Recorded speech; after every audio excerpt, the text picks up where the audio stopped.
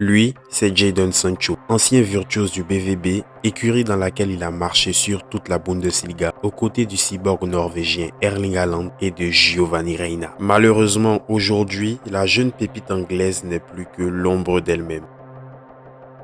Arrivé à l'été 2021 pour la modique somme de 85 millions d'euros à Manchester United pour franchir un nouveau palier, eh bien, ce qui était vu au départ comme un rêve devenant réalité va très vite tourner au cauchemar. Et cela commence à l'Euro 2021 avec l'équipe nationale anglaise où Jadon va manquer un penalty pourtant décisif en finale de l'Euro contre l'Italie en plus de subir une vague de racisme sur les réseaux sociaux.